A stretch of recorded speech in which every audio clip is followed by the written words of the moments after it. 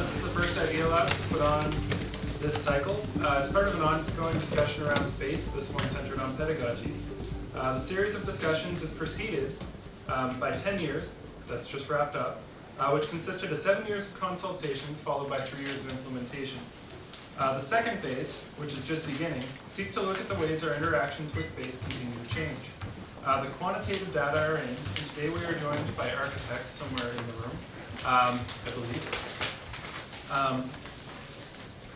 Today we are joined by architects in the room who are trying to gather qualitative data and look at how Concordia educators interact with space on a personal level.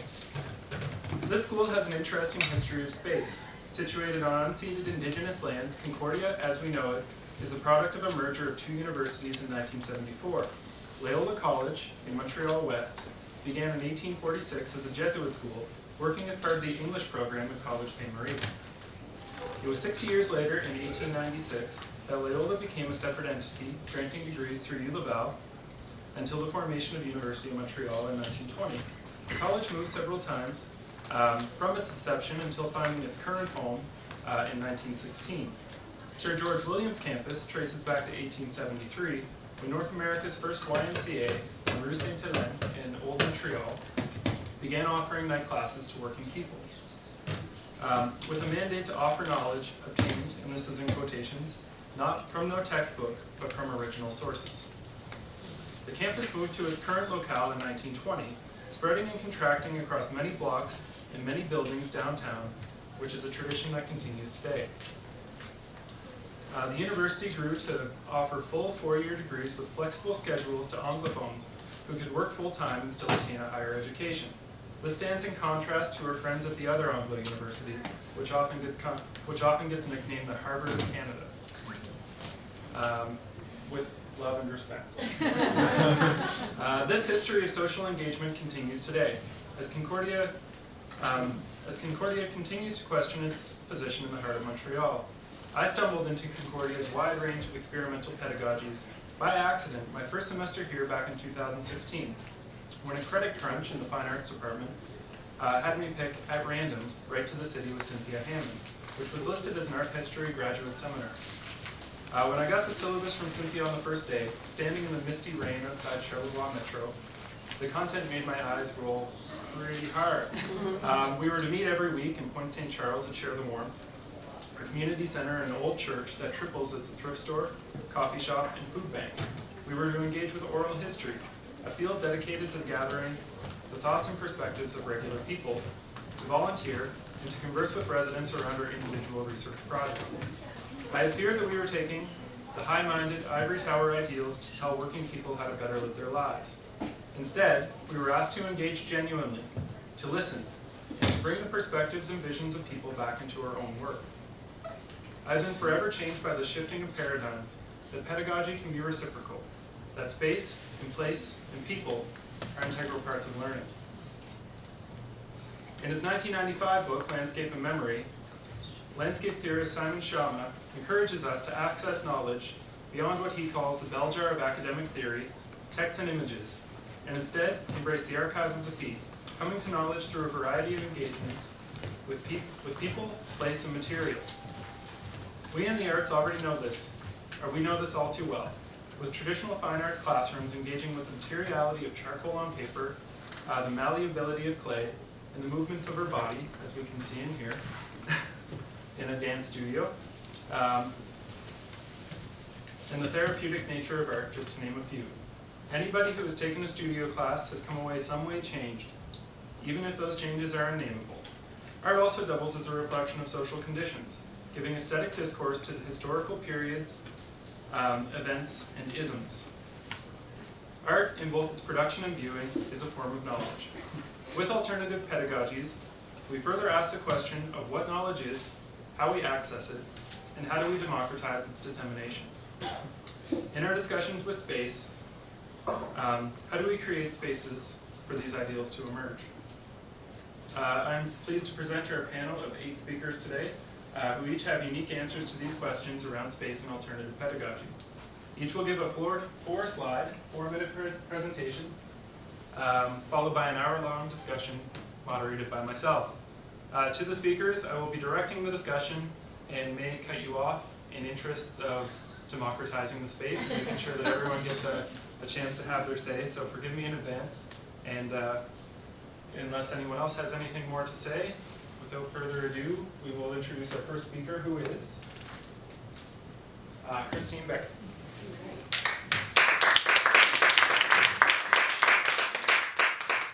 Thanks very much, and I am starting my stopwatch. The space in which my experimental pedagogy occurs is the auditory space between the ears. And I'm going to try and give you 5 in the time of 4.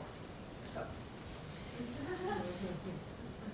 2-part, melodic counterpoint.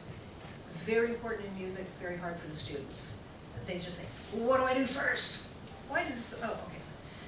I hallucinated seconds to minutes, okay. Many years ago, my PhD work was on a couple of strategies. What should they do first? To try to get the pitches or do the rhythms? Rhythm one, hands down, and business as usual was just whatever the student did. In any case, pitch lost big time. Since then, I've also worked here on further strategies, and I always like to look at a lot of strategies because students are so different. Tried the implied chords vis-a-vis the harmonic intervals. Chords one slightly. Atonal. We live in a world post-Weber and post-Berg, and not all tunes are nice little things. They sometimes go, ah-doo-dee-doo. Again, a fully equipped professional musician has to be able to live and work in and produce in an atonal context. And how do they wrap their perception and reproduction and notation around such a little space? Oddly enough, over the years, just messing around. For me, all pedagogy, all teaching in the classroom is creative messing around until you find something that works. And then when you find the students for whom it doesn't work, you start again. So with atonal, I did something that's totally verboten in the strict conservatory solfège classroom. That is, I had students do quite a lot of keyboard work, and then play along as they sang, and then gradually only touch the keys, and found that the tactile to visual to inner ear to voice actually does elicit much better atonal production. As I say, that's really not accepted in many conservatory type environments. Then, large listening to real life music. Again, this is not solfège and dictation anymore, folks. We're moving out into electronic music and scratch and dance music. If I ask my students to do a transcription or bring in an example, very few of them are bringing in Bach, Brahms, or even Ligeti or Prokofiev. So they bring in their own real life music, and they have to be able to tell the class why they brought that and what it is they're trying to get the class to perceive.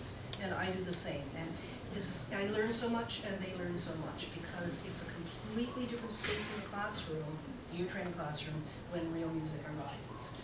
So their choices, my choices, and they either talk about it, hopefully without too many likes, unintended, or they write French or English point form responses, or they draw pictures, which is fun. So these are number 4 and 5, which does not add to the story.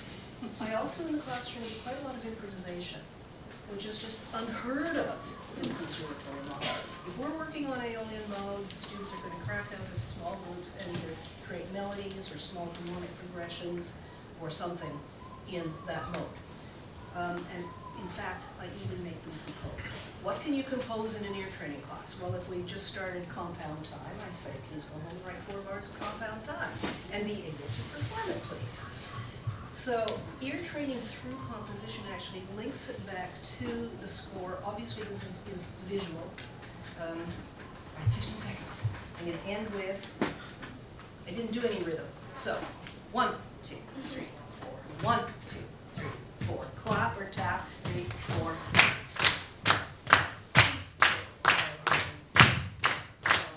Find your fingers. 1, 2, 3, 4, 5. 1, 2, 3, 4, 5. 1, 2, 3, 4. 1, 2, 3, 4, 5.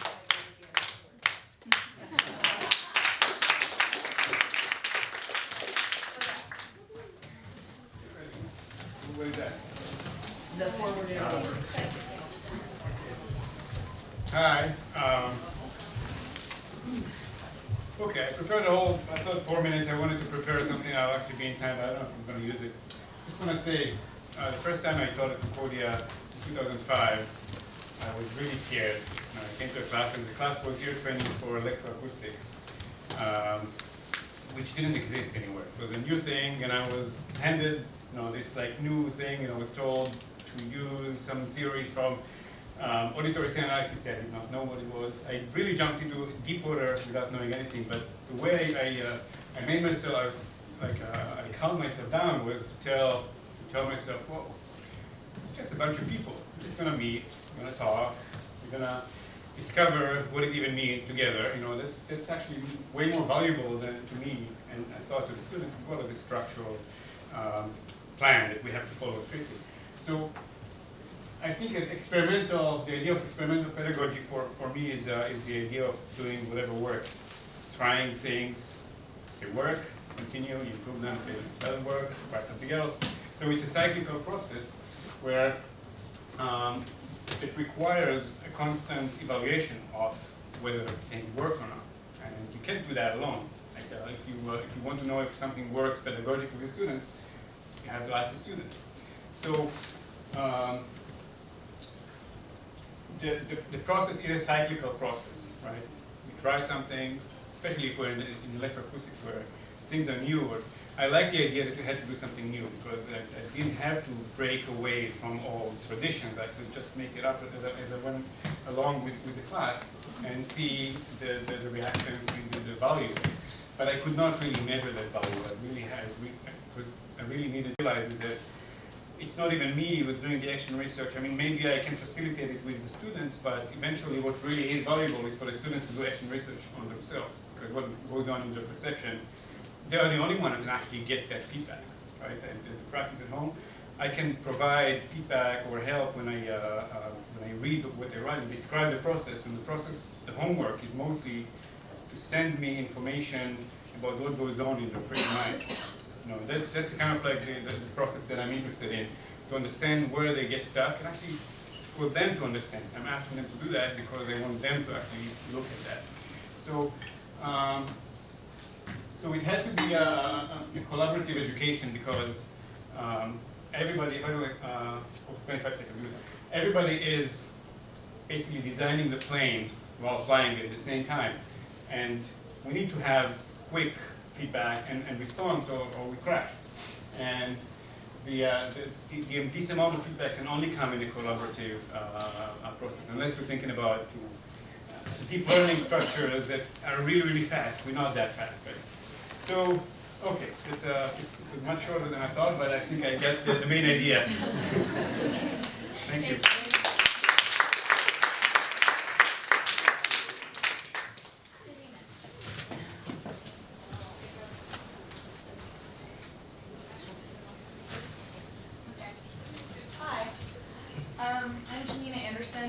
I'm an MFA student, and it was exciting when Brianna asked me to come present because I have taught 2 classes. So I imagine the people I'd be presenting with. So I'm speaking a little bit more about my experience as a student and bringing some of that into teaching this past year. When I finished my undergraduate degree, I was really confused because I had gotten so used to experimenting and using all of the incredible tools and facilities offered to me by university, which I think is super important, but I hadn't really understood how to make work outside of those parameters. So one of the things in higher education that we talk about is teaching people how to think like whatever they're studying, like think like an artist, think like a biologist, think like a neuroscientist, whatever, right? So if you're teaching someone how to think like an artist, a big part of that is how to be resourceful, how to solve problems, how to maximize the tools at your disposal, right? And so that's something that I tried to bring into the teaching. Teaching yourself how to teach yourself. All my students were familiar with like YouTube, obviously, but the way that you can use YouTube to maximize itself as a tool for you is kind of incredible and endless. So I didn't have screen printing tables and a burn unit when I finished school, but I also didn't realize how many channels were dedicated to like how to set something like that up in your house. This is just a channel about a graphic designer after school and setting up her career. So it's like dozens and dozens of videos of like what to watch out for in your first design job, how to negotiate your salary, how to set up a CV, all of these kind of basic issues. This is one I still use all the time. It's called the financial diet because I don't know anything about money. And so it's just really manageable videos about basics of money, investing, how to think about paying back student loans, credit cards, taxes, which especially artists, we complain about that a lot, that we don't get that kind of training in school. I think that that's actually not that problematic because I went into teaching and I don't want to teach the tax code, so like, I think it's fine. But anyway, but the idea is you can find those resources elsewhere. It's important to give people the tools that they need to find that information, right? And the other one actually is the library. Like it's really silly, but most of my students, I had a show of hands in both classes and most of them had never been inside the library. So I actually I assigned a project both semesters. I made them go to the library. I made them come back with the book with like a marker of like exactly what they used from the book. And they also did the same thing, like there were so many other books near my book that were relevant to what I was searching for. Like that was amazing. I was like, yeah, the library has its own virtues. Now you know. It's like scrolling in real life. The other thing is, speaking of scrolling, so making the algorithm work for you. So one thing that I don't always do, but sometimes I'll use Pinterest to set up a certain project that I'm working on, just because Pinterest will give me more ideas. So it just kind of like fleshes out some of my references, right? Because if I spend 20 minutes pinning images of like masks, then it will give me more masks. Same for Instagram, where you can actually search like hashtag open call for artists and like apply to things as well, which I've done. And the last point is to embrace limitations. One of my favorite assignments that I gave in my drawing class last year was I asked them to leave the classroom. So they all had 3 hours to go and make an original work, using less than $5. So it could be things already in their home, things they found. I said Dollarama is like an excellent resource. And then to come back and we would talk about it together for the last hour of what they did. So that was really important, and that these kind of limitations that we make for ourselves, right? Like we can't make art if we don't have like X supplies. That's just one way of making art, right? You can make art kind of with anything if you sorry, I'm out of time. So, but also the other thing that it gave me the opportunity to talk to them about in a concrete way was material specificity, right? Because that's something that students often have a hard time with, thinking about like, well, why do I have to think about the real world context of this particular material that I'm bringing in? You know, this candy, it's not a candy, it's just something I'm making a mark with. When they only have 3 hours to like run to Dollarama and come back, like the candy's gonna be the candy. So like people were using pixie sticks to like talk about their like ADHD and stuff like that. Like it was like super direct material to context in a way that I had a lot of trouble getting some of them to engage in that before. But because it was so direct, we could talk about that and also introduce like working outside of like a financial, or within financial restrictions.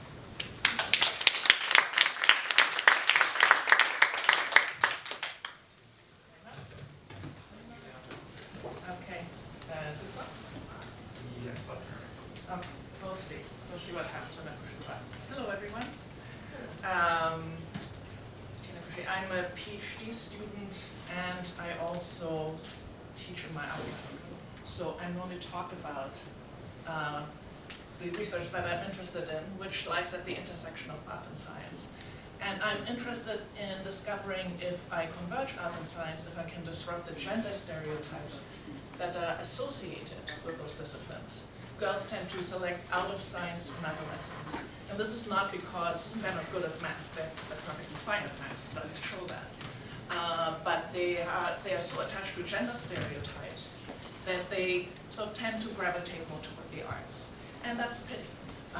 So I wonder if I create projects that fuse art and science to such a point where you can't tell if it's art or science, if I can get all these girls back into science.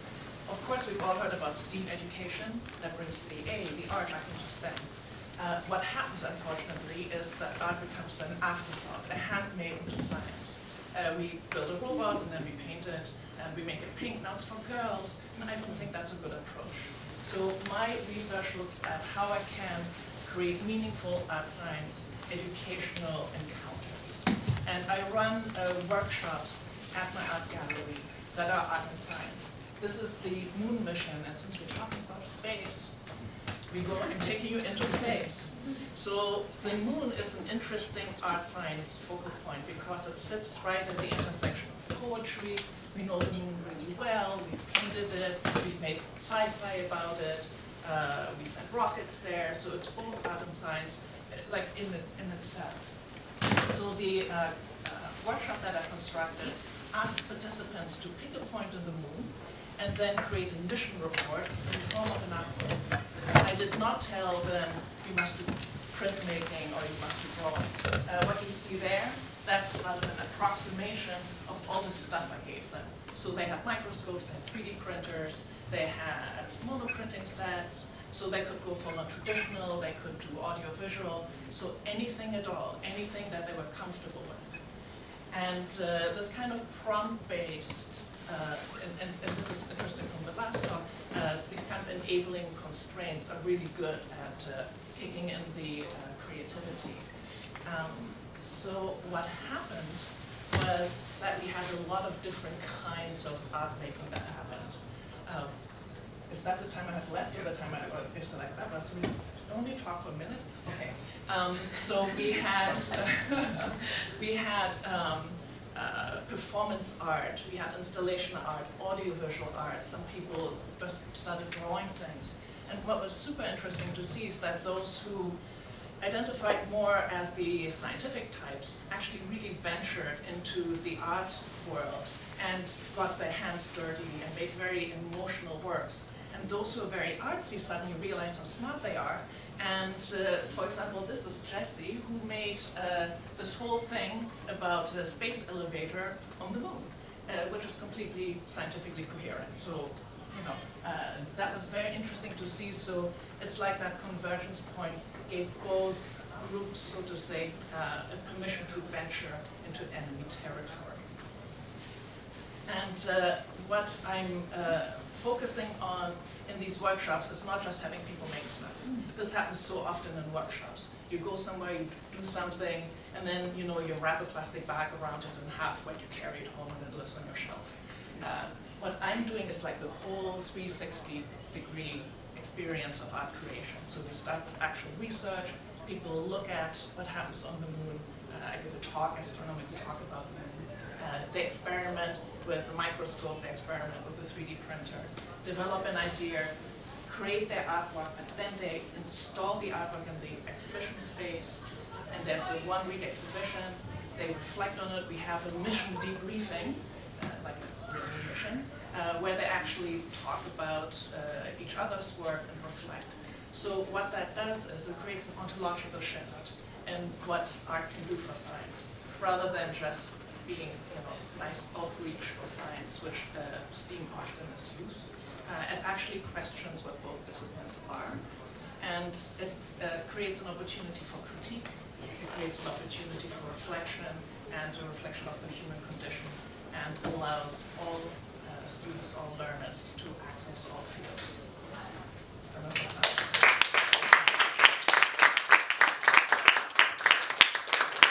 Wildly at 1 minute, and then wave both arms wildly at out of time. Just left and right should, to the right should. Okay, well, I prepared a little bit written, so maybe we can keep on track. So, oh, this is out of order. So, let's skip to this one first.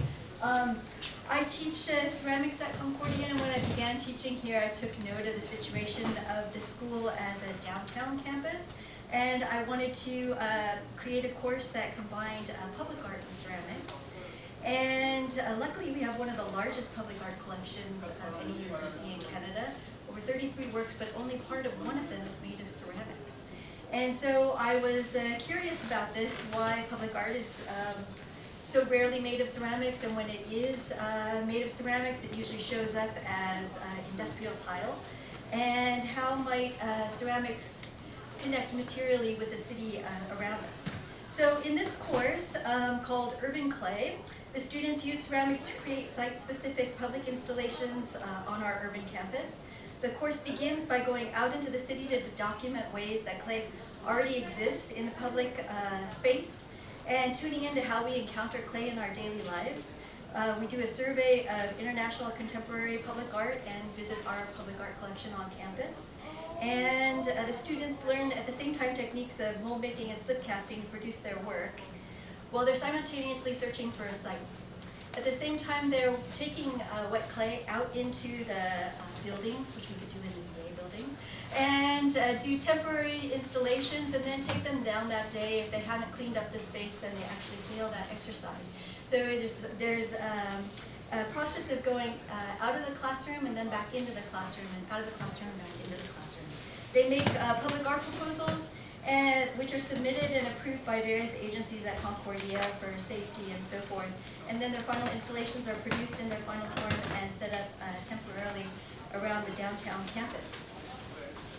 So what this course enables students to do was to have part of their learning inside the classroom and part of their learning out in the public spaces of our university. And this little exhibition space called the Locker Gallery, which is in the BA building, developed out of the process of this class. Many of the students who were making those wet clay temporary installations as part of learning about installation and part of working with modules ended up setting up their work in this broken locker.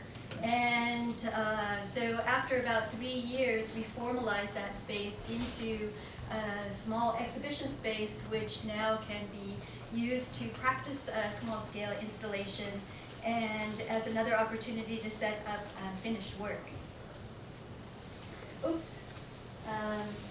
One of the constraints that we have in our program is space, and in order to combat that difficulty, we put a lot of our workspaces onto rolling carts, and students can move these carts around and work in classroom spaces. But what might be really quite interesting is if they were able to go out into public spaces of the school and use those. So my proposition, which is completely out of order, has to do with moving learning from inside the classroom to outside in the public space and utilizing those spaces in between classrooms as more than hallways, but as possibilities of places for exchange and interaction. This is an example in Paris of the Sans Catch space, which was unsuccessful initially as being overprogrammed, and then became much more successful when the space was partially programmed and partially left as open rehearsal space and temporary installation space, so that there was flexibility between what is formally presented and then what casually happens.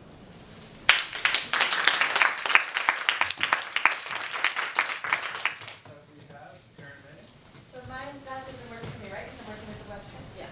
So I'm collaborating here with Matisse, who's going to be on the website. And Matisse, is there a way for you to know when it's a minute? Yep. Is there a timer? So just change the,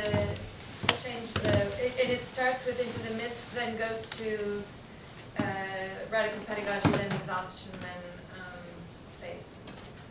But can you do it full image? So we have a nice, just start so, and yeah, and if I could read that. Okay, starting? Yep. So, SenseLab works between art, movement, and philosophy, and over the last 15 years, one of our commitments has been to neurodiversity. I understand neurotypicality as a systemic operation of whiteness in the university, and it looks something like this. So neurotypicality looks like bodies sitting in the room while somebody talks, and people are said to be responsive, when most of the time the people in the chairs are actually having quite a lot of discomfort for all kinds of different reasons. In 2008 or 9, I think 2008, we moved to Concordia from the SAT, where SenseLab had been. And at that point, can't tell you anything more about that. Okay, so now we're in, I wonder why that's the one that's there. Okay, so that's the wrong link. Okay, move to the next one, radical pedagogy. Okay, so 3 or 4 years ago, we created a radical pedagogy issue. Actually, the designers are in the room, quietly hiding over there. And one of the big questions that we've had with our journal Inflections is how do you articulate the complexity of neurodiversity on a site that is made for reading? And so we've experimented a lot of ways. The other piece that I was hoping was up there was the next issue after that was exhaustion. But if you go to inflections.org, what you'll see is an experimentation with forms of reading that really open up alternative ways of reading that are hopefully touching the tactility of this is amazing, Exhaustion AU. Yeah. That's good, almost. I-O-N. No. Yeah. Oh. The coders are in the room, I can tell this. And so, where I'm going to go with this, once we get to exhaustion, is just show them quickly the reading. If you go down, I think it should, yeah. So what we realized was that the neoliberal university was really exhausting us, and so we created an issue. I wanted to show the right at the beginning at the top, Matisse, at the very top where all the letters are on top usually, right? So we created an issue that you actually have to activate in order to be able to read, and it is possible. It just takes a little bit of time. Spaz under Spaz. Last night at around 11 p.m. I asked Matisse and Leslie, who were there, if they could give us a few images since I know that this is about space. SenseLab, how much time do I have left? 48. SenseLab has been,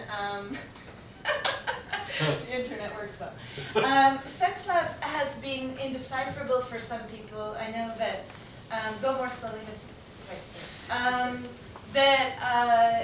Because it always looks like a really crazy space. But what we've actually tried to do over the years is to take seriously how bodies move in space. One of the things that we've thought a lot about are thresholds. So what it costs a body to cross a threshold. Neurodiverse bodies suffer at the crossing of thresholds, especially those thresholds that put them in a frontal relationship to the world. People of color struggle crossing thresholds, particularly in a white space, which Concordia primarily is. And so we've tried to create over 2.5 years a proposition that allows us to teach and work in a space that doesn't have frontality. And if you want to see it, just come and visit us. Thanks, Matisse.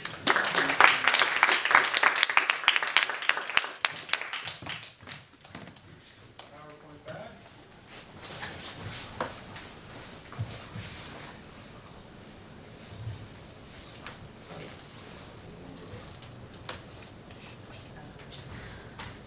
Sylvie? Yep.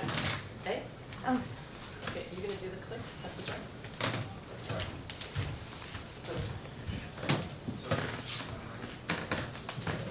Are we starting? I'm going to take you back to 2011 in this room. I was teaching the graduating class in choreography, and it was a very divided group. There were two cliques. There were the techies on the one side who look at the creatives as being weird and not tech savvy. And then there was the creatives that would look at the tech-savvy people, technically, formally dense, and they would think of them as being too conventional and too safe. And so I felt like there was a missed opportunity here for these people to engage with their own creativity, so I had to find a solution before they graduated. And I thought, okay, there's a missing link, and there's two closed sets. So I came upon this aphorism by Marshall McLuhan, the 60s media philosopher, and he said the missing link holds far more interest than all the chains and explanations of being. And I went, that's it. So usually the solution is in the problem, so maybe the solution is really get interested in the missing link, get rid of the chains, and get rid of the explanations and instructions. So I created a three-part system that really looked at certain conditions of authorization to freely explore, express, and transform. Authority over what you produce on an equal footing. Authorship, both individual and shared, of the material produced. So those were the kinds of conditions that I built. And I worked in a system, and I created the missing link process. And it works like this. There's three people that work together. The first person is the seed, comes up with a material, any form they wish. Gives it to the second person with no instructions, not even how to look at it. And the second person can then take this, engage with it, and create in whatever form they wish. So if it was a dance, maybe they're doing a musical score or whatever. And that second piece of work goes to a third person who does the same process. Now the third person never sees what the first person did. And when we present to the outcome in live situation, we see so many more connections happening. Now I've done a version that is virtual version in Paris in 2014. And I connected the university in Paris, Paris 8, and with artists from Berlin and Toronto. Nobody knew who the artists were that you were getting the work from. I was the mediator, and I would just dish it out.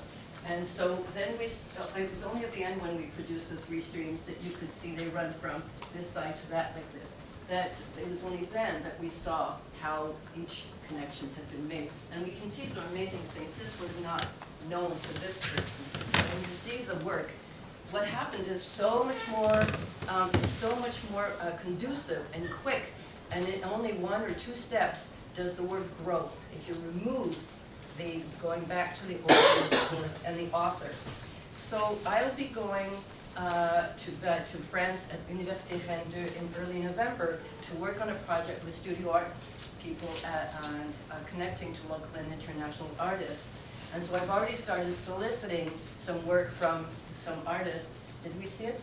And from Iranian and Kurdish artists. I'm getting some work from other parts of the world, which will be making connections. So if anyone's interested in taking part in the November project, contact me and we'll make it happen. Thank you.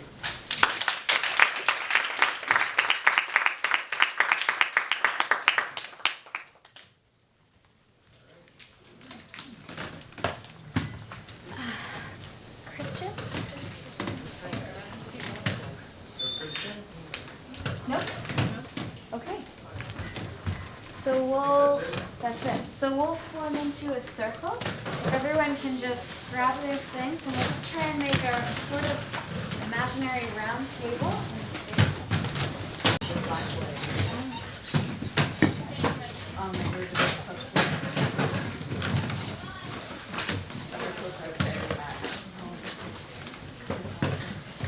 All right. Does anyone have anything they're itching to say? Sort of just after we've had 7 lovely presentations. We have representation from many departments of the university. How do we all interpret the question of alternative pedagogy? Can I just say something just a bit facetious? So we had 3 neurodiverse people in the room who all left because we made a circle. So it's something to pay attention to. This is the most frontal way of gathering. So every time you make a circle, you lose neurodiverse folks. So just a thought, if we're thinking about alternative pedagogies, that's one thing to maybe think about. Do you have a suggestion? You just don't organize bodies in a space. You let them organize You let them themselves. organize themselves. Okay. Yeah. Okay, so let's just do it now. Well, that's it, I'm leaving.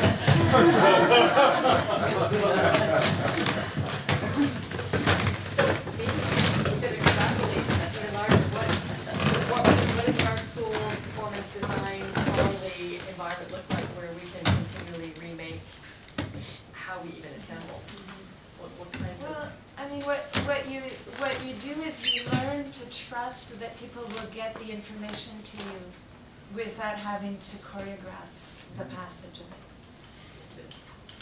And even further, like physically, architecturally, what kinds of spaces, I mean, it's interesting also that most of our spaces are rectilinear, they're hard surfaced.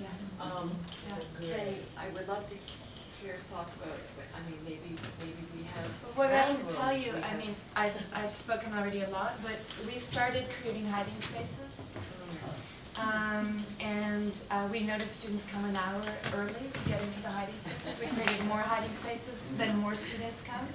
It's really clear that the most neurodiverse will get there first, but after a while you start noticing that the dynamics of an environment, if that you allow them to choreograph themselves, don't look at all like the rooms that we constantly put students in, which is going to be less, I know that the dancers know that because there's an intuition when you're working, or probably the musicians know that as well, but there's a real violence to holding bodies in a directionality. I walked in next door with a mat, and I saw a body extending from below, and this person, the student, was lying down like this, and she had pulled the mat over like this and created a little house for herself between the pillar. I was about to put the mat down, and I went, okay, no, this is a moment. This is a moment, and, so they're coming up with sort of ways of using the materials in amazing ways. That's incredible. All we do is talk about sharing spaces and intimate facilities like open concept, and yet we're defining how everyone sits and where they sit, and we're saying share and collaborate, but sit there and be there, and that's really amazing. So the flexibility is not for the user. That's right. It's really flexible for us to Right. rearrange it like we would The like. way we like it, right? Well, it suits our needs. I constantly find that, the idea of a democratic education that I like to facilitate is harder than it sounds, because I have some ideas. More and more I step back, but that's not enough either, because how the group itself organizes is also sometimes, I guess, uncomfortable. I guess the only solution I have for that is discussion, but even that is not necessarily the best way for everybody to express, because then the more vocal people automatically become more heard. So constantly looking for, and I'd love to hear, constantly looking for other ways of facilitating the sharing of information, or just understanding what works, what doesn't work in this whatever works idea. One interesting thing that I read from anonymous interviews that I did with the students or questionnaires was about the joy of anonymity. Because in a laptop orchestra, unlike an ensemble, where you can hear and see what people are doing, in the laptop PC, you're behind the laptop, you can really hide behind it. You're not even in your body when you play a laptop. But the fear of trying things in an improvisatory setting because of being exposed, because of being rejected, is a little easier when you're anonymous. And when you play a laptop, you can easily be anonymous, just lost in the mix of sound. And so some students really found that as a good setting for experimenting and for trying things out. I think, if I may, because I teach choreography, and Melissa's in my class, and one of the things that I keep saying to them is, there is no default on anything. Not the way you look at the work, not the way that you're going to create. There's no default, and I don't know, maybe if you want to speak to that, what it means, but it's hugely interesting to just see how all these kinds of conventions, the tiny microscopic conventions, are built in so deep until you expose what somebody is taking for granted. I don't know if you wanted to speak to this at all, Melissa. Yeah, even just presenting in class, there's this idea of an audience and a performer, and so everyone is as far back as they can be to give space, and then when the performer is performing, they feel as though they have to stay in that performance space that was created, and so that might even transform what they had already intended to do or had practiced, and now there's this audience and performer roles, like the space almost creates roles, so so maybe the performer almost feels limited, and who's to say they can't go explore the space that is still theirs in that moment. So those were just defaults that were slowly broken in the class, and even clapping at the end, like that was a big one that we realized was a default. After someone presents, we clap. Yeah, so it's just one over here. Oh yeah, no, it's interesting because I'm in theater as well, and so we do performance all the time and like have to present stuff, and I think like as I've gotten more into the department, there's actually, we've never had that expectation of like if you're doing something you're gonna stay in like a particular performer like audience formation, and so I'd be just curious to, I guess, to like look at the differences of that in art, and like how in studio arts maybe the critiques when you're up in front of a classroom is so different than when you're a dancer up in front of people, or like when you're a theatrical performer. But also it's really interesting because like in our theater classes we always sit in circles, like we don't do a typical classroom, and I feel like for a lot of people that feels like the safest way almost. So it's really cool to hear what you were saying about like the way that circles aren't always what's worth doing. And I mean I don't know, it's not like people don't have to be in the circle, like there ends up being lots of lying down and like as we go in for like 2-hour discussions about stuff. But it's interesting, and I like hadn't thought about that before, because I think I go to like my outside of fine arts electives, and I'm kind of like sad that this conversation isn't happening in like the Faculty of Arts and Science or the Faculty of, like not fine arts, because here, like even if there's always ways to do it better, like we're doing a lot better than a lot of the other, I don't know, it's just sad in my other electives sometimes, like going to English class, no one will talk to anybody, and I'm just like, why is this happening? Like if I say my name, I'm like, oh, I'm Sarah, like, yeah, I go to you too. Over here and then over here. I have a question for you, Sarah. If the next time you go into a classroom and people just inevitably just mess around and that the circle isn't happening, what do you think will happen? Will you be asked to gather? I think eventually we gather. Okay. Eventually it just becomes like a natural thing. It really depends on it does depend on the teacher and student environment though, I don't know. I guess I feel like that would be fun, like that would be cool. Because also the people in the room have the desire to do the work for the most part, so it's not just gonna end in chaos or anything. But eventually if there's a teacher, they'll like say, okay, circle up, let's circle up, or but. So there was a point over here. Yeah, thank you for sharing all your thoughts, and I feel very conscious now that Erin Manny has mentioned about people of color and also how we interact and how we navigate within a collective space and sharing of information. I'm Victoria. I'm a second year MFA student in intermedia, and I'm born and raised in Georgia, Montreal, unceded territory of Canada. Born in my land, but I don't live in my land anymore, thank God. I just want to share some thoughts that I really like hearing. I don't know, what's your name? Eldad. Sorry? Eldad. Eldad.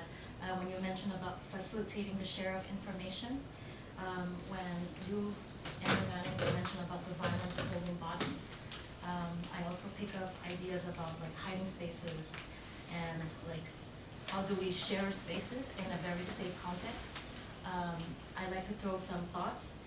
I see that in the future we can maybe reconsider how we build architecture, maybe on a more like meta way, on a more like unconscious way, and really keep in mind of the history of what we have gone through in this context of Canadian reconciliation, and also decolonizing our thoughts and our mind. And I want to bring the point of energy when we share and when we create. I like to reflect and question about how do we share and interact within invisible energy in terms of light, in terms of breathing, in terms of sound, and that we can recreate invisible walls and just like remove walls between us so that we can connect on a more profound and a more meaningful and authentic level.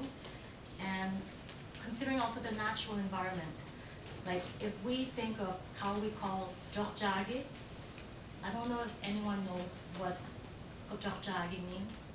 That's the traditional name of the island where the currents meet, where the high currents meet, where the stream meets.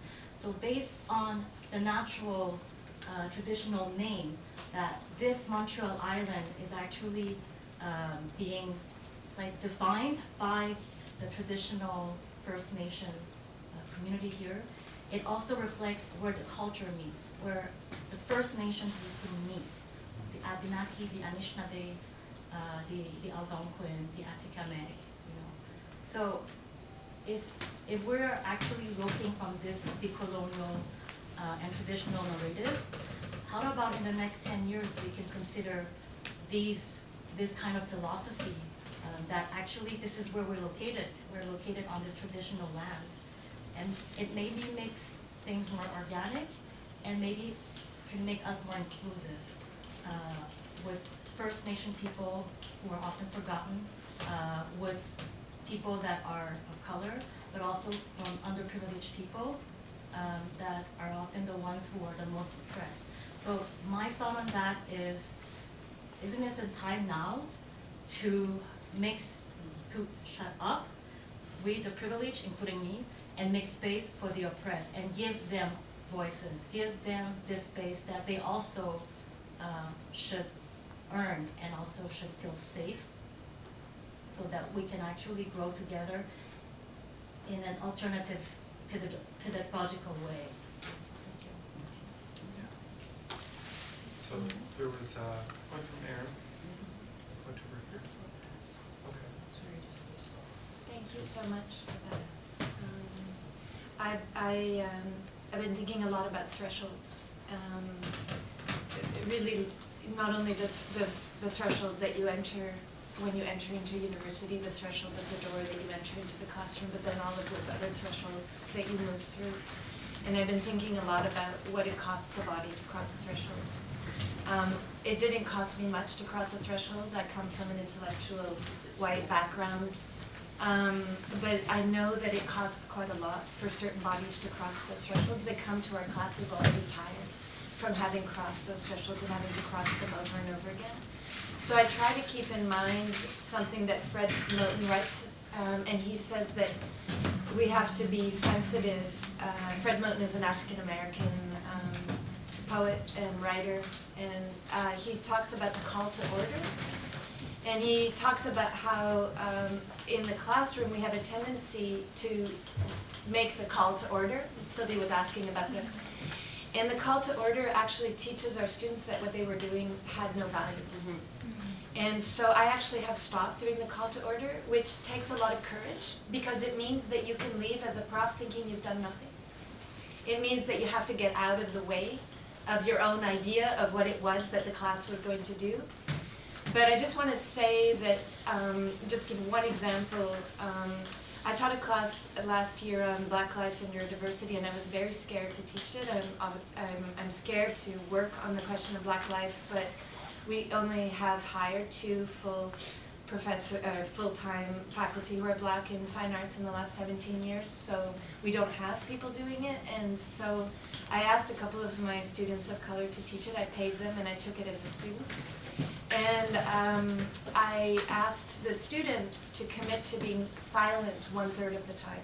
And the reason I did that was because we privilege voice in our classrooms, which also privileges white voices, generally speaking, or those voices that cross thresholds easily. And I'm just mentioning this. It was hard, it was interesting, it was quiet. But the students who were undergraduate students opted to teach themselves a second term. They continued the class for another 4 months by themselves. And what I learned from them is that they really do take the lead if we don't do the call to order. So I'm trying to learn how to do this. I'm not saying I know how to do this, but I feel so scared about the university in the directions that it's going, and I don't think we have that much time to do this work, so I just really want to thank you for that. Thank you. There's a point here and a point over here. There's so much busy doing my picking up on a few of these things. I want to speak on behalf of one of our other professors in music who has completely ditched thresholds. Kathy Kennedy works with spatialized choral work and how you conduct when people are spread out completely all over the mountain. Well, she has a little boombox. There's a little basic soundtrack and everybody's clicked in. It's not a click track, but it's something to which they can harmonize.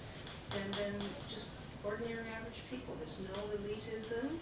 They're improvising. There's no particular score. Sometimes there's a bit of a score. There's a tremendous amount of liberty, and people form fresh groups and mix and mingle and break off. And then somebody has a video camera, maybe or maybe not, or maybe it's an iPhone, and a little bit of footage gets made. It's absolutely beautiful, and she calls it bringing the feminine voice into public spaces. I think she needs to move a few degrees south. But anyway, this term also I'm teaching a course on women.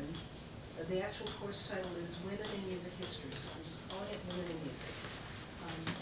And as we progress through the weeks, at a certain point, I stopped and I looked at the class. I said, look at this course outline. It's like totally Eurocentric, but it's partly because of those are the sources that are there. But they had already all agreed that they were going to be doing most of the work. I just sort of mediate things, and they go out, they do research, and they share. So I just said, okay, well, of course, outlines a bunch of knobs on paper. Do you want to expand it? Do you want to start looking at everything else but? Because I had already explained that women, well, it's no longer just this or that or binary in any case, but almost all of these disenfranchised or marginalized or voiceless people, and it's a very interesting group, and they just leaped at it. And so the space, if you wish, of the space of the classroom and of the course has now expanded to, oh well, let's just do the whole world through all time. And we've started having students coming in and sharing with each other on the most amazing sound artists from, I don't even know where they find this stuff, I'm learning so much, but yeah, anyway, and final last little point, I had a bit of a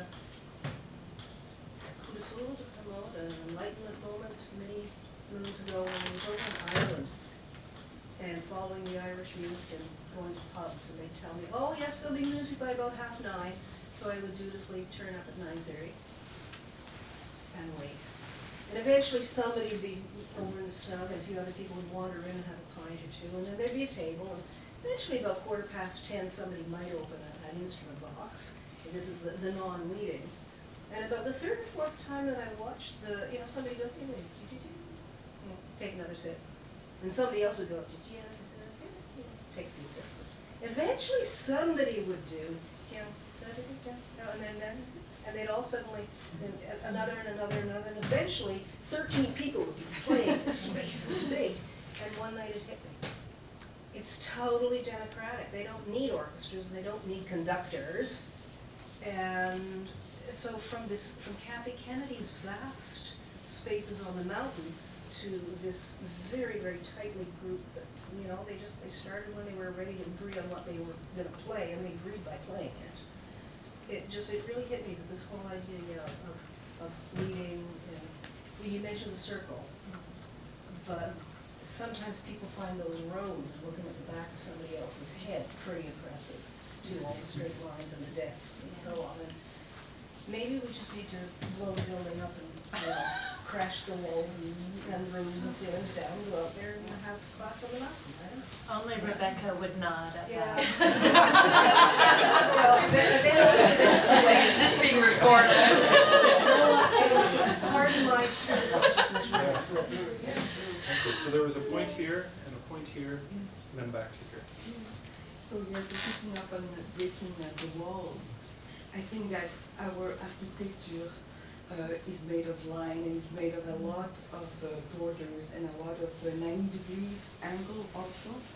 And I was thinking, what if in a new design there is a curve instead you don't see exactly the limitation between the floor and the wall, the horizontal, the vertical, and you change those kind of references. So all the references are changed, And then also, of course, the furniture we have, they are also very important in terms of how we're gonna choreograph or put ourselves in the space. And softness is not a bad thing, to have soft furniture. And as you said, as you point out also, the lights. What can we do with the light and how the sound circulate? Because in terms of avoiding frontality, we need to have sound circulating, and that liberates the body from frontality. As soon as we're here, we can be whatever position, we don't have to look at the person talking, you know? But also have to play with the lights. And last summer I was, of course, it's another country, it's another weather, it's different, but at the University of Sao Paulo, in the library and in the cafeteria, in different space, the trees are growing within the space. There is a growing tree, there is different temperature, but also what can we incorporate also from what there is outdoor, also indoor. But I find that to change the reference that we have within the architecture and to change those angles. Can I add? I really like when you talk about our relationship to light, and perhaps with natural light that come as it is at a certain time in the day, and that we are in sync with that time of the day and of the season. And then there was a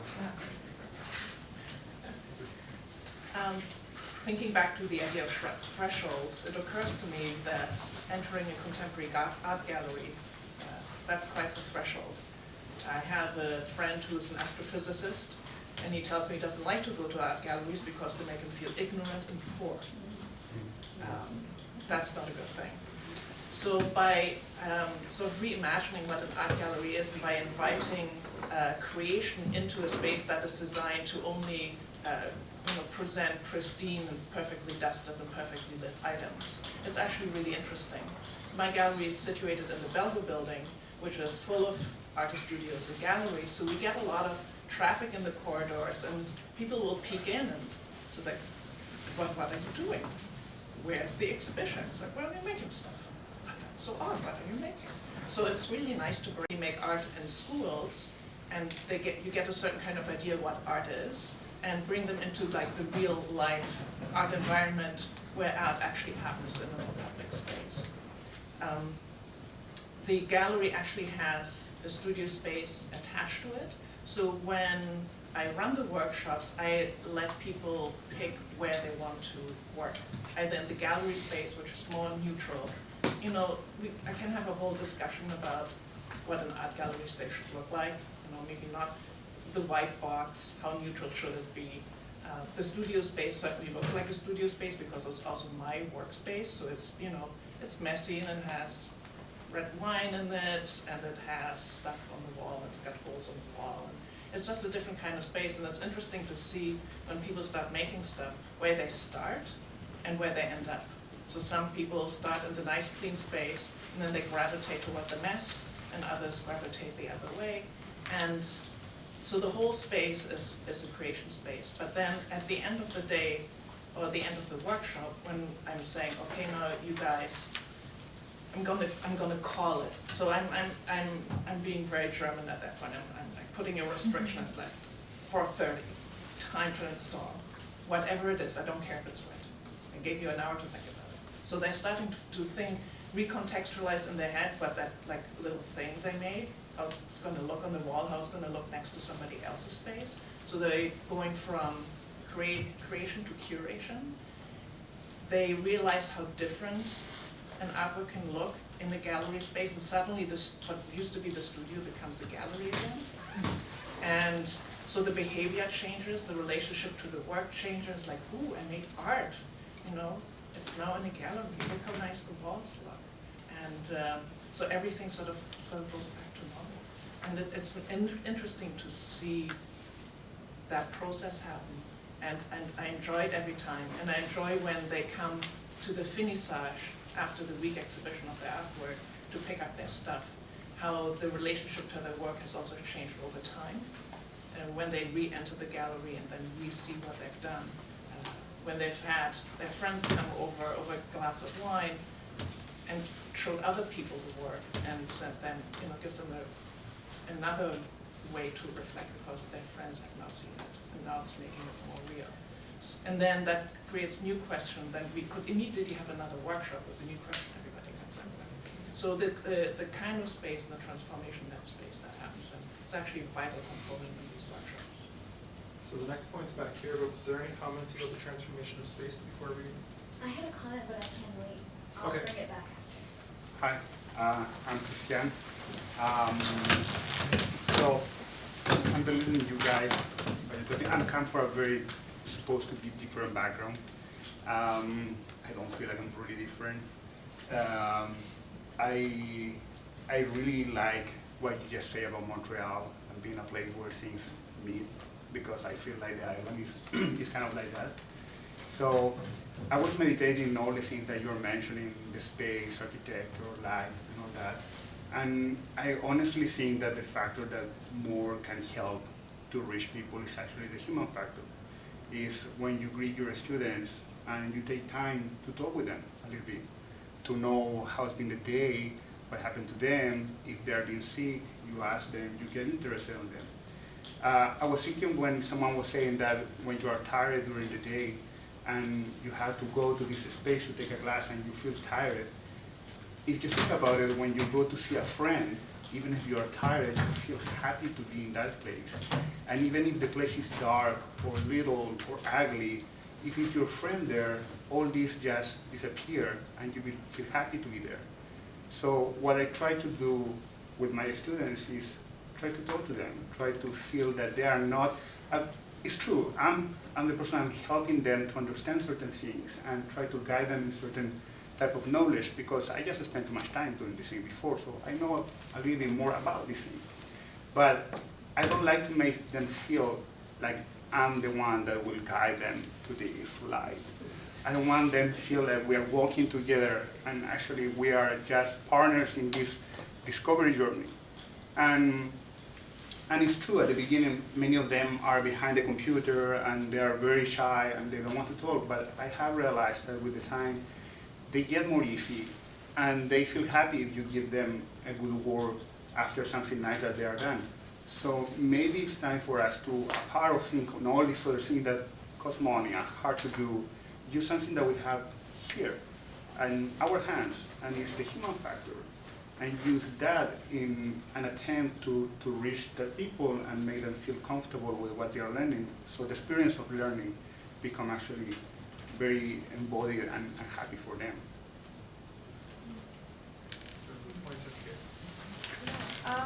I guess I don't want to steer this too far, but at the same time, I'm like, so I'm in art education. I work for the Concordia Student Union this year, under your mandate. I'm really interested in challenging the hierarchies in the classroom and students and teachers being working towards equal playing fields of learning and growing and developing. And I think what would be really great for IdeaLab to do is to also invite undergraduate students to present their ideas. It can be paralyzing for us if we're always told that we're not the experts, but I think we need to open up the opportunity, and maybe that's already happened, but I think that would be a nice thing to add to this. We have a really short, limited amount of time, and this is very energizing for me. So I'm wondering, like, how can we expand this conversation and move forward beyond just this 2-hour time period? And just like give you an idea, like when I'm looking for people who are interested in alternative pedagogy and democracy in the classroom, it's really, really hard. And so this is really exciting, but for instance, I went to the Center for Teaching and Learning, and I asked, oh, well, you're doing really great workshops. Are students part of these workshops? And they said, no, it makes professors uncomfortable. And so when you're engaging in these really important topics, like one of them, like indigenizing the academy and education, like profs are uncomfortable. And I get that there's unions, also faculty unions, and it's complex, but like how can we, because I'm just asking this to the group, like how can we go farther? Because especially if you are faculty, you do have a little bit more voice and place than a student who is requesting it, if that makes sense. So yeah. I want to mention a couple of things. I had the great good fortune of studying with a wonderful woman called Giselle Barret, and she was teaching at the University of Montreal in the education, and I did my master's with her.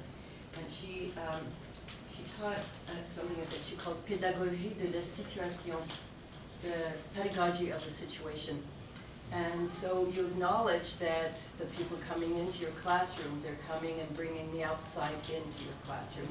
And when you start teaching, you don't just start teaching then, you started teaching from the moment that you prepared yourself to teach.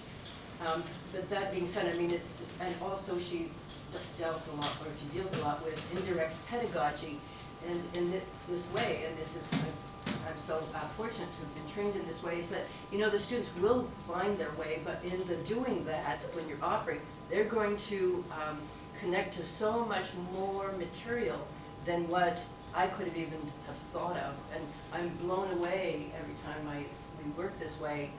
And I expose the students also. I say, this is what I'm doing, so they know what tools I'm using or how I'm approaching something, so I'm not just the authority over what the situation is. I share how I approach things. And so I just wanted to say, I tried out the Ensemble Ouvert process in 2014 during a conference, an Arts and Society conference in Berlin. I didn't know who was going to be there. There were a whole bunch of people, arts educators, conductors, psychologists, artists, etc. And what was fascinating at the end of the hour and a half, 2 hours, is the connections that were made. There was an art educator from Egypt, and this was during Arab Spring. And she said to me, because you don't have to tell the person or instruct or etc. And she said to me, I think I've found a way to teach below the radar. And so that for me was amazing. I would never have thought that that was possible. And the psychologist said he would use this with the youth groups. He was working with young delinquents. And he said he felt that he could really work with them because they would be open to, there's no having to justify or explain. I call it a feed-forward process, what I do, rather than feedback. It's a feed-forward, so you're not having to come back to a source or an authority. And so each person, so the work keeps growing and growing, and no one just simply owns it. It just keeps growing like a stream, like your wonderful image of the stream. It just keeps growing and crosses, and like the streams cross. So for me, getting this kind of feedback, and I worked also, I taught it during Bordeaux, to an institute for university professors, a summer institute. Professors going to school, basically, and I had mechanical engineering people in nursing and design and poli-sci, and we did this process. And it was quite beautiful. And one person said, "You've just saved this guy 10 years of psychotherapy."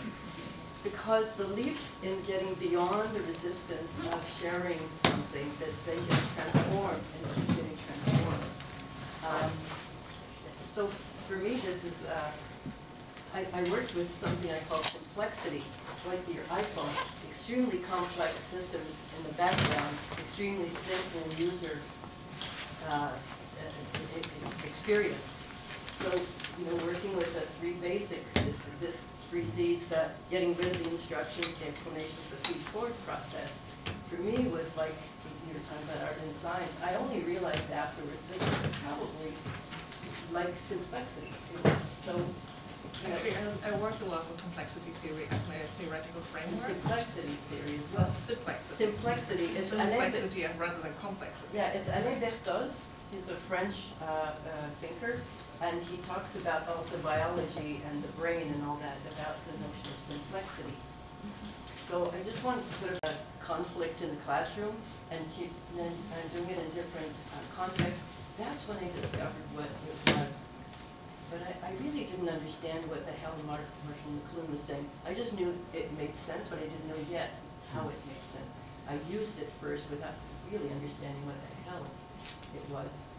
And now I understand. But I had to understand it by using it in different contexts. Yeah.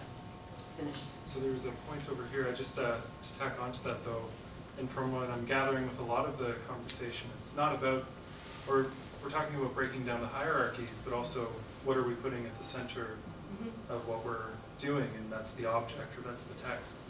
And like you're saying, the interpretations can change over time. So there was, on to Brianna, and then, I'm sorry, what was your name?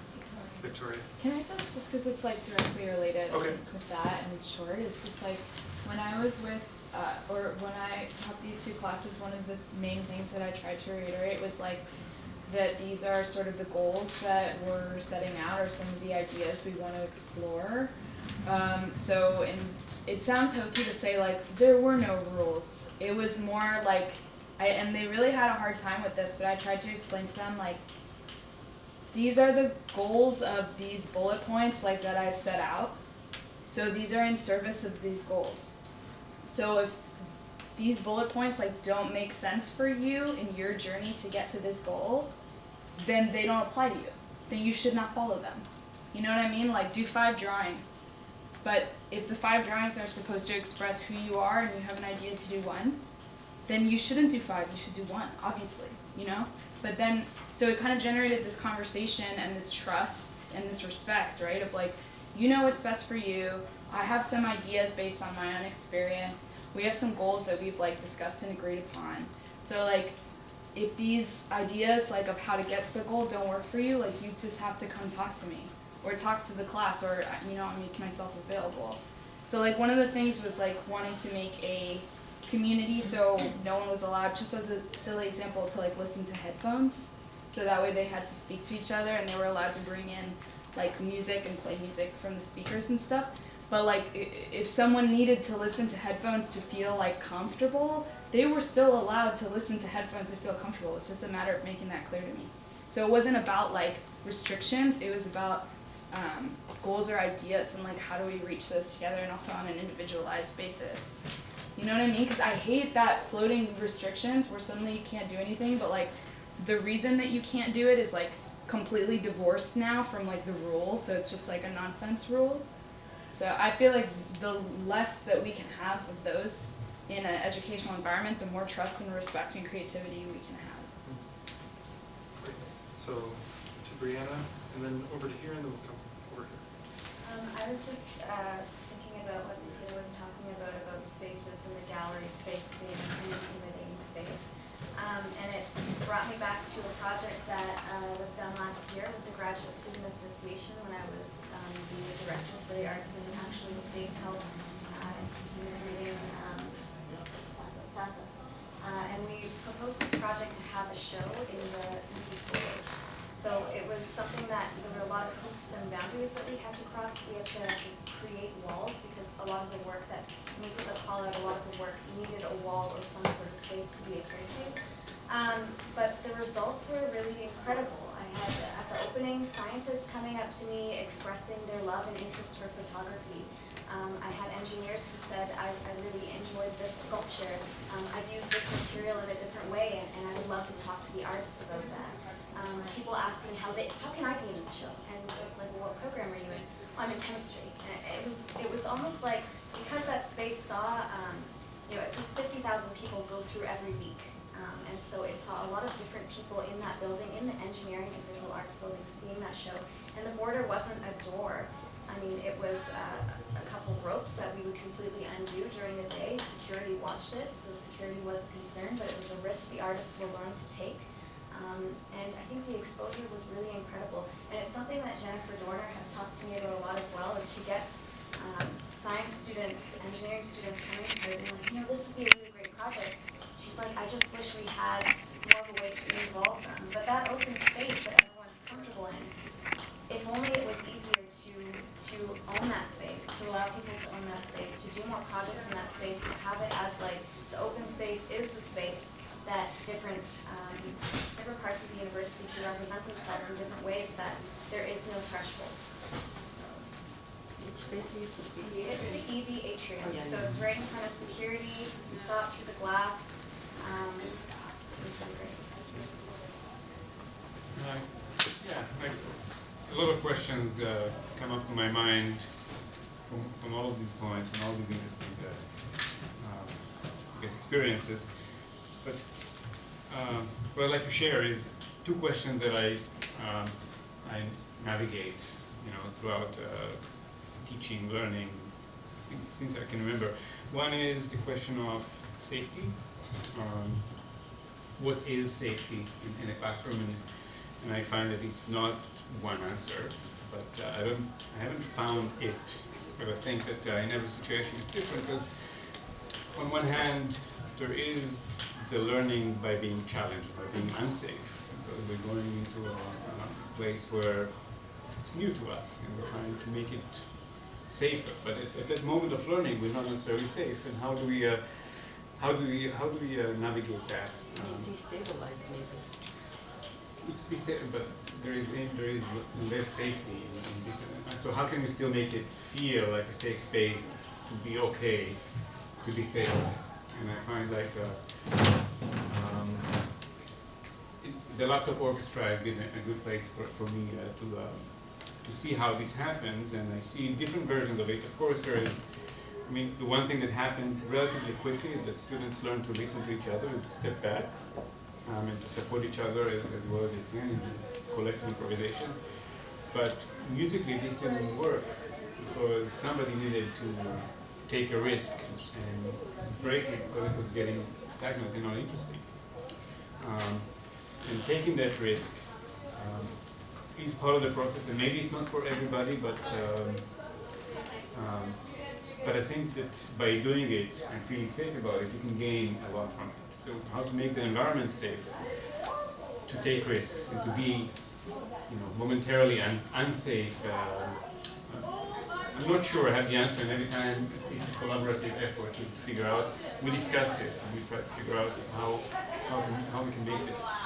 And the other question that I find interesting, and it's a constant process of navigating and finding answers every time, is the balance, finding a balance between structure and freedom and flexibility. Because I've tried in 13 years different versions of it, completely democratic processes and more structured processes, and each had its problems. The complete democratic ones, students who are more mature typically excel in them, but many students felt lost, and they had a much harder time figuring out what they got from that course. They just felt they couldn't see the progress so much. And the other way, if it's fully structured, I find that it's limiting for new ideas that are not mine.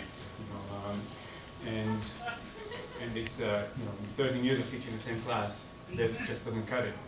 And then I'm constantly looking for ways to involve both. I have like a structure for whoever wants to follow it, but then if you want to move away from the structure, then you can. But navigating the balance between these two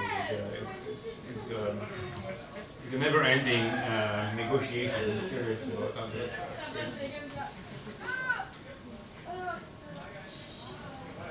Sorry, that was. I really, really, really love this conversation we're having because it really matters that we have it now. In response to what you mentioned a bit earlier, that we have a lot of time left. And I would like to question you after maybe in response, what do you mean by we don't have a lot of time left? What can we do with this? And because hearing this, it breaks my heart because I think it's important to take the time, especially that right now it's the best time to rethink and start all over again and question it and reconstruct, because in this time of like the rising AI, in this time of borders and walls, and also digital walls that are existent among us always, and in this time of global warming, which is more and more alarming, I feel I have a big responsibility. I don't know for you, but I have a big responsibility for the next generations and more to come. And I want to give as much as I can to the future generations, for them to have a more safe space where they can learn and experience learning, and also to learn how to listen to each other and how to make an environment that is safe. And also, this is the time because 1 week ago, it's legal now. And also, we are questioning about transgender, and the queer community is more and more present, and we are more sensitive. Also, like the idea of what is binary, the idea of heteronormativity, the idea of, you know, of all these ideas has to be kept in mind. And I would like to invite you and to welcome new thoughts, new ideas where we could include safe space for women, for people of color, but also for people of different cultural diversity and orientation background. And thank God that, and I'm so grateful when I found out that this monster will come back again. And he said because it's just decent to do it. And we have to do it because it's decent. So I'm working in a crazy project now because I think it's decent to do it, because I think it's beautiful to put people from fine arts and people from neuroscience together to work, because it means exactly what you say, the capacity for people for dreams, the capacity for people to talk to each other, the capacity for people to realize actually that we are not different at all. That's why I said at the beginning, look like I'm coming from a different background, but I don't feel different at all. But it's because it's decent. Unfortunately, I want to believe that we will change this, and that's why I continue working on this. But when I see all the evidence, this is the only one that stays there. It's just a decency to do it. So I just want to say we have about 15 minutes left. And this has been so great. I have so many things I've been trying to write down as fast as I can, every suggestion or stream of thought. I have a few that have to do with future ways of making the space so that these ideas can actually flourish and have a space for them that they will be comfortable and they will be doable. And maybe we can keep thinking about that, like what is it to structure a room if we're trying to break down the structure of the room? And ideas like having soft spaces, or the lighting, or how do people sit in the space, how are they organized in the space? I guess in the last 10 minutes, if there's any other suggestions from all of this conversation. Yeah, I just got really stressed thinking about all this stuff, so I wanted to offer a practical thing that I was thinking of. I did the Right to the City project, but from with Edward Little when he was still the chair of the theater department. We did it the neighborhood theater project. It was in Charlevoix. I think I remember you from it actually, but yes, I did. You look familiar, but yeah, and I just think and that was 3 classes. That was Cynthia's class, Ed's class, or Ted's class, and I don't remember the other professor. Kathleen. Yes, okay, and so that was all, we didn't really do that much overlap, but I think we had one day where we got to kind of go to each other's lessons and whatnot. It's really cool. And just offering classes like that is so cool, and every time I tried to explain to my fellow friends that were students outside of the faculty, they were just so confused. They were like, wait, there's a class that you can do at university, but it's not in but you can do it. And I was like, yes, it happens. It just doesn't happen often enough, clearly. So I feel having, I don't know if that's a financial issue and whatnot, but having more of those opportunities, especially as a crossover between fine arts and arts and science, because I think about that all the time. There's so many times when I'm in an English class, I'm like, oh, this would benefit or from a theatrical pedagogy, learning about this stuff. Or when I'm in a politics class and I'm like, oh, I would love to take this on via in the body in music. I just feel all these things can speak to each other, and it's so hard. But yeah, that's one way, opening up those classes again. Because it was really crazy. It was it was one of the best classes I've taken, and it also and I didn't know what to expect going into it. Can I just respond directly to that one sentence? Really quickly, and then I think everybody would agree with you here.